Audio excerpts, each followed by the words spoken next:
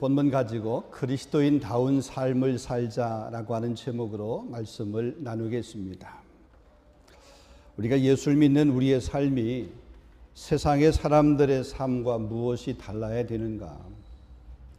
왜 우리는 세상 사람들과 똑같은 그런 가치관, 똑같은 삶의 방식대로 살아가면 안 되는가?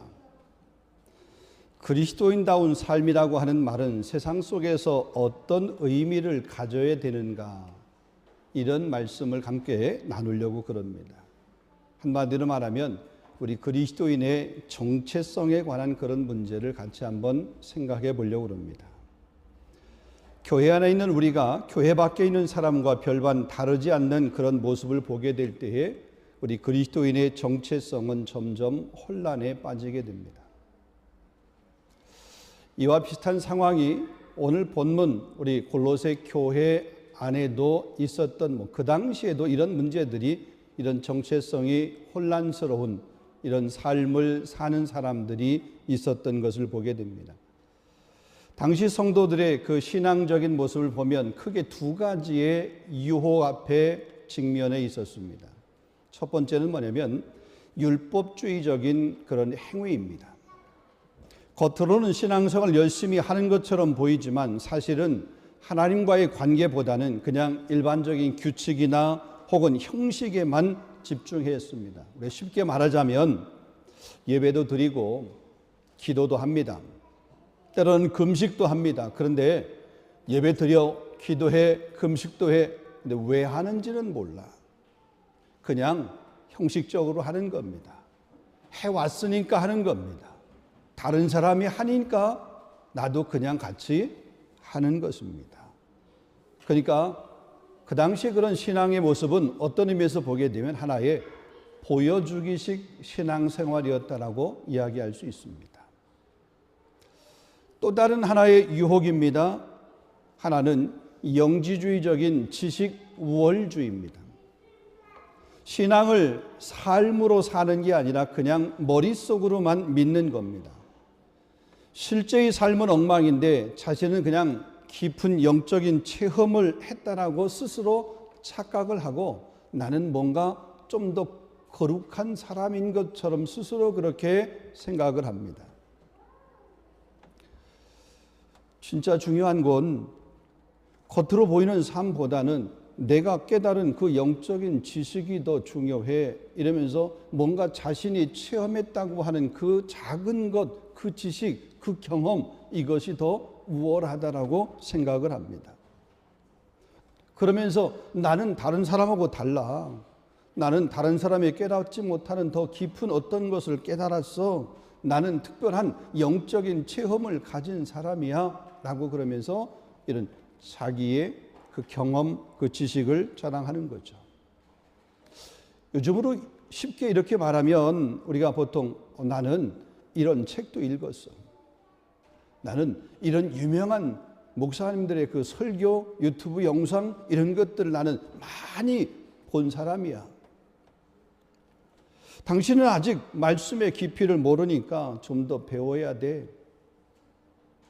신앙은 감으로 하는 게 아니라 깨달음으로 하는 거야. 이런 이야기입니다. 한마디로 말하면 복음을 알기는 압니다. 그런데 복음대로 살지 않는 그런 태도, 이런 영지주의적, 지적 우월주의의 그런 도전, 이런 유혹을 이 골로새 교회가 받고 있었다는 겁니다. 신앙을 지식 중심 혹은 체험 중심으로만 여기고 실제 삶에서는 그 신앙이 삶에 묻어나고 삶에서 검증되어지고 삶에서 보여져야 되는데 삶에서는 신앙의 모습을 찾아볼 수가 없는 거죠. 마치 예배당 안에서는 거룩한 모습인데 예배당 밖에 나가서 보면 거룩의 옷을 그냥 예배당에 놓고 마음대로 살아가는 그런 모습과 같은 겁니다. 자, 바울은 오늘 본문에서 이런 잘못된 신앙을 가지고 있는 골로새 교회를 향해서 철저하게 강하게 권면을 합니다.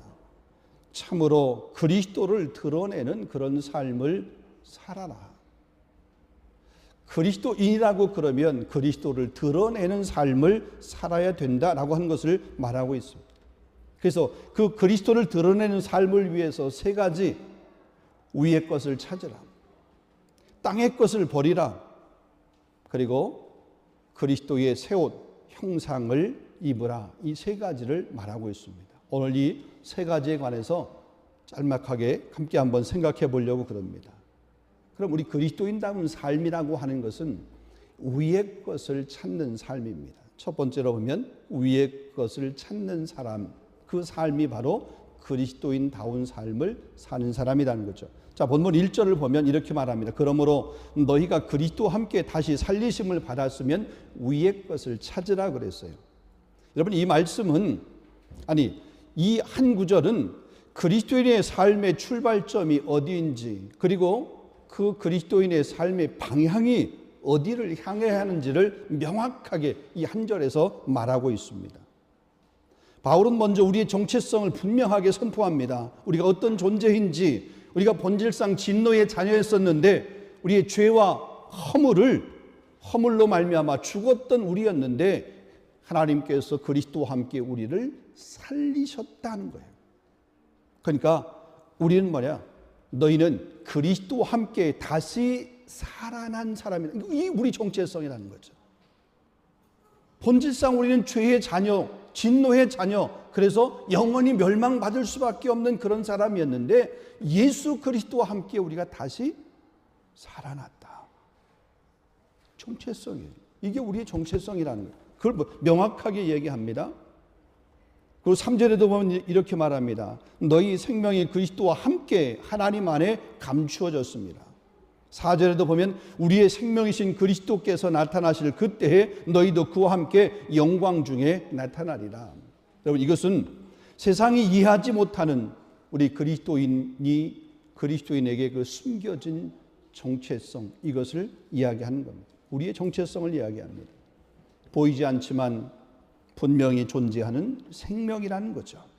그 생명은 예수님이 다시 오실 때에 영광 중에 드러나게 될 거예요. 지금은 구별이 안 되는 것 같고 지금은 모르는 것 같지만, 그러나 예수님께서 영광 중에 이 땅에 다시 오시게 될 때에 우리가 그러잖아요. 알곡과 쭉정이가 구분이 되는 것처럼, 양과 염소가 구분이 되는 것처럼 우리의 정체성이 그때 누리 눈에 목도 되면서 드러나게 된다는 거죠. 그래서 바울이 이렇게 말하는 거죠. 그렇기 때문에 너희는 위의 것을 찾으라. 위의 것을 생각하라. 그리스도께서 다시 다스리시는 그 하늘의 가치, 그 하늘의 시선, 그 하늘의 삶의 방식으로 살아가라. 즉 그리스도를 바라보고 그분처럼 살아가라. 그분의 삶을 본받으라. 그분처럼 살아가려고 하는 그런 삶을 살아내라고 하는 거죠. 이것이 바로 위의 것을 찾으라고 하는 바울의 권면의 내용입니다. 자, 그 다음에 두 번째로 보면 우리 그리스도인다운 삶이라고 그럴 때 그 그리스도인다운 삶은 땅의 것을 버려야 됩니다. 다른 말로 얘기하면 옛 사람을 벗어버려야 된다는 거죠. 자, 본문 5절 말씀에 이렇게 말합니다. 그러므로 땅에 있는 지체를 죽이라. 곧 음란과 부정과 사욕과 악한 정욕과 탐심이니 탐심은 우상숭배니라 그랬어요. 여러분, 새로운 정체성을 가진 사람은 이전과 같은 그런 삶의 방식을 취하고 그 삶의 방식대로 살아가서는 안 됩니다. 누구든지 그리스도 안에 있으면 새로운 피조물이라. 이전 것은 지나갔으니 보라 새 것이 되었도다. 그러니까 새 사람이 된 사람은 이전의 모습을 벗어버려야 되는 거죠. 근데 다시 이전의 모습을 또 취하고 또 취하고 또 취하고 그러면 우리 안에 있는 돼지와 뭐가 다를 바가 있겠습니까? 그리스도인은 단지 구원받은 자리에 머무는 것이 아니라 하나님의 형상을 회복해가는 그런 여정을 살아가는 겁니다. 그래서 이거를 우리가 신학적인 용어로 말하게 되면 구속의 은혜를 받은 자에게는 삶의 변화가 있어야 되는데 그 삶의 변화를 다른 말로 얘기하면 성화라는 얘기를 합니다. 성화. 그러니까 구원받은 성도의 삶의 모습에는 반드시 성화의 단계가 필요한 거죠. 그 성화의 과정을 우리가 이루어야 된다는 겁니다. 자, 이 성화의 과정을 이루기 위해서 가장 중요한 것이 있는데 그게 바로 우리 죽이는 겁니다. 땅의 것을 죽이는 겁니다. 죽이라고 하는 말이 있습니다. 이 동사의 원문을 가만히 보게 되면 의미가 이런 겁니다. 죽이라. 완전히 작동하지 못하게 만들어라. 이런 거죠. 기능을 정지시키다. 혹은 죽은 상태로 유지하게 하라. 이렇게 죽이는 겁니다. 다시 말하면 죄와 나 사이에 완전히 선을 긋고 죄와는 단절하라라는 거죠. 그게 죽이는 겁니다. 그게 땅의 것을 죽이는 겁니다. 죄를 덜 짓는 것이 아니라 죄에 대해서 내 자신을 마치 그냥 죽은 사람처럼 그렇게 여기라는 겁니다. 많은 사람들이 이렇게 말합니다. 아, 이 정도면 괜찮아. 나 정도면 그냥, 다른 사람들도 이 정도는 하는데. 여러분, 하나님께서 우리에게 말씀하시는 것은 다른 사람이 기준이 아닙니다. 나 정도면 하고 있는 자기가 스스로 그렇게 경험했던 그런 것이 기준이 결코 아니라는 겁니다. 주변의 사람들 향해서 말합니다. 눈 한번 그냥 질끈 감고 그냥 해. 괜찮아. 해도 괜찮던데 뭐. 근데 성경은 우리에게 그렇게 말씀하고 있지 않은 거예요. 죽이라 그랬어요. 완전히 그거를 단절하라는 거죠. 단절하라.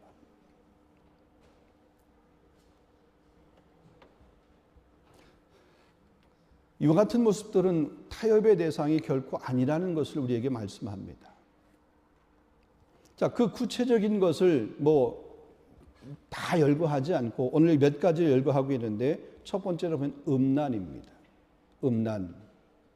여러분, 고린도 교회를 보게 되면 바울이 고린도 교회를 책망할 때 고린도 교회 안에 여러 가지 책망의 요소들이 있었습니다. 그 중에 하나가 뭐냐면 고린도 교회가 음란한 문제를 가지고 책망을 받았습니다.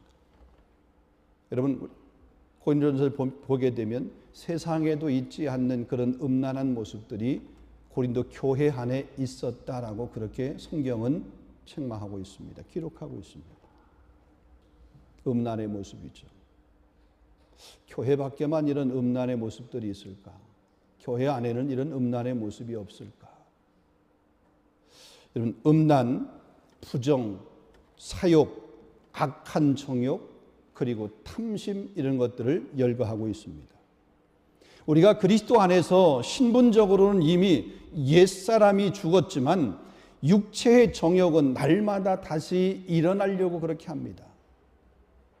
그래서 로마서 8장 13절 14절 말씀 보면 이렇게 말합니다. 너희가 육신대로 살면 우리가 이렇게 우리 육신의 욕망이나 이런 것들이 점점점 일어나게 되는데 이런 욕심의 욕망대로 그렇게 살게 되면 반드시 죽을 것이로되 영으로서 몸의 행실을 죽이면 살리니 무릇 하나님의 영으로 인도함을 받는 사람이 곧 하나님의 아들이니라. 하나님의 자녀, 하나님의 아들은 하나님의 영으로 인도함을 받아야 되고 그런 육체의 욕망, 욕심들을 죽여야 된다는 거예요.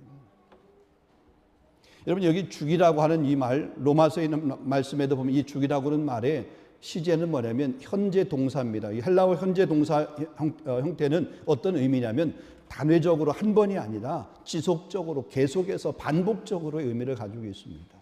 한 번 죽인 것 가지고 안 돼요. 한 번 내가 절제한 것 가지고 안 되는 거예요. 끝까지 계속해서 끊임없이 죽여야 되는 거죠. 우리 안에 일어나는 이런 나쁜 죄의 욕망들을 끊임없이 그거를 죽여야 된다는 거죠. 매일 우리 자아와 이렇게 싸워야 된다는 겁니다. 그런데 우리가 사실 이것을 어떻게 죽일 수 있냐 이거죠. 여러분의 힘으로 여러분이 가지고 지금까지 경험한 그런 경험으로 온 지식으로 이런 욕망들을 죽일 수 있나요? 사람으로서는 할 수 없으되 하나님으로서는 할 수 있느니라. 아멘. 우리 힘으로는 불가능해요. 우리의 지식으로는 불가능해요. 그러기에 뭐예요? 하나님의 도움을 구해야 돼요. 성령의 도움을 구하는 거예요. 우리가 말씀 앞에 우리 자신을 드려야 되는 거죠. 부끄러운 고백을 하나 할게요. 제가 지난 주일에 설교를 했어요. 그죠? 설교하면서 뭘 하고 그러냐면 말 조심하자 그래서 말 조심하자. 그리고 제가 주중에 제가 말을 실수했어요. 그래가지고 혈기, 화를 내지 말아야 되는데 갑자기 화가 폭발을 했어요. 입에서 그렇게 화를 딱 내고 나서 그 다음에 뭐가 딱 생각나냐면 아우 설교했는데 설교 완전히 죽 썼다 이 생각이 나요. 제가 그 화를 한번 그렇게 확 내고 나서 야 사단이 지금 살아있다고 하는 것, 사단이 살아있는 것이 명확하구나. 왜냐하면 사단이 지금 살아있지 않으면 나를 그렇게 안 만들었을 때 사단이 살아있어가지고 내가 그렇게 설교했지, 내가 그렇게 할 것 같지, 한번 네가 그렇게 해봐. 사단이 나한테 이렇게 시험한 거나 마찬가지잖아요. 그래가지고 아니 제가 평상시에 별로 화를 안 내는데 지난 주중에는 그 사건이 있었어요. 그러니까 제가 정말 한 주간 동안에 회개했습니다. 야, 이게 정말 말씀이 내 삶에서 적용되며 행동으로 옮겨지는 그 삶을 살아낸다는 것이 이렇게 힘들구나. 사단이 근데 그게 무슨 엄청난 사건이냐? 아니에요.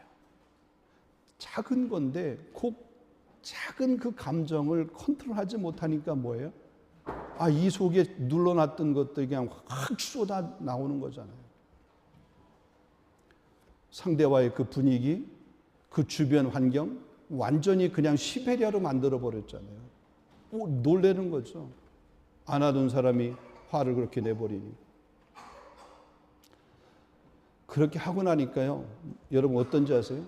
부끄러워요. 부끄러워요. 창피해요.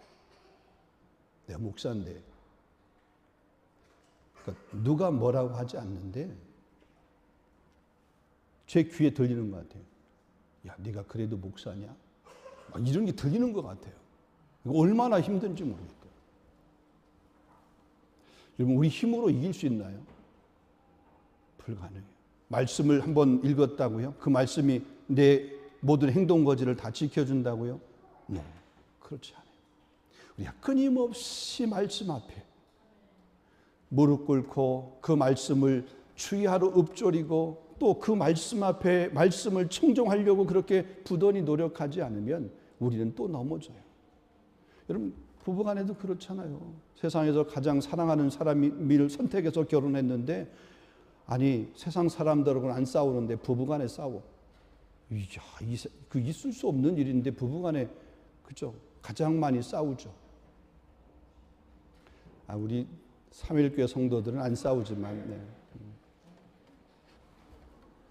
여러분 우리 힘으로는 도저히 할 수 없습니다. 은혜 아니면 할 수 없습니다.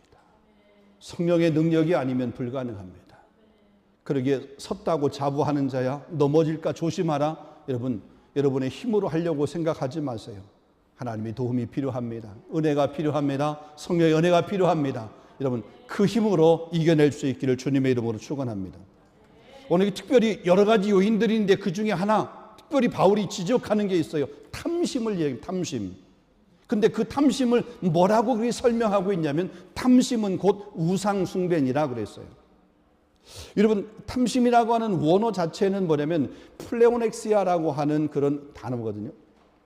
이거는 끝을 모르는 욕망, 더 가지려는 그런 욕망 혹은 현재에 만족하지 못하는 마음 이런 것들을 얘기합니다. 그게 탐심이라고 하는 그 원어적 의미입니다. 그러니까 이 정도면 충분해가 아니라 조금만 더, 조금만 더, 조금만 더 이거예요. 여러분 이게 물질에만 국한되는 것이 결코 아닙니다. 여러분 좋은 것, 칭찬도 마찬가지예요. 여러분 칭찬 받는 거 좋죠. 근데 칭찬 그거 가지고 만족하지 못해요. 조금 더 받아야 돼요. 조금 더, 조금 더, 조금 더. 여러분 그 칭찬에 이렇게 계속해서 좀 더 만족하지 못하고 조금 더 탐심입니다. 인정받는 것 역시 마찬가지죠. 칭찬 비슷한 겁니다. 높이 오르려고 하는 것도 역시 마찬가지입니다. 끊임없이 그 욕망, 채워지지 않는 그 욕망, 그래서 조금 더. 결국 하나님이 주신 것에 대한 만족함이 없는 거죠. 쉽게 말하면 자족함이 없는 겁니다. 자족함이 없는 것. 어떻게 탐심의 마음을 버릴 수 있겠는가? 우리 바울이 디모데전서에서 보면 이렇게 말합니다. 디모데전서 6장 6절부터 8절의 말씀 보면 자족하는 마음이 없으면 경건은 큰 이익이 되느니라. 자족하는 마음이 있으면 경건은 큰 이익이 되느니라. 우리가 세상에 아무것도 가지고 온 것이 없음에 또한 아무것도 가지지 못하나니 우리가 먹을 것과 입을 것이 있은즉 족한 줄로 알아. 한마디로 말하면 예수님이면 충분합니다. 이 마음이 있으면 괜찮아요. 그런데 그것이 아니고 그냥 조금 더. 탐심. 하나님께서 가장 싫어하는 것, 주님이 가장 싫어하는 게 뭐예요? 우상숭배잖아요. 그런데 바울은 그 우상숭배를 뭐라고 그랬어요? 탐심이 우상숭배라고 그랬어요.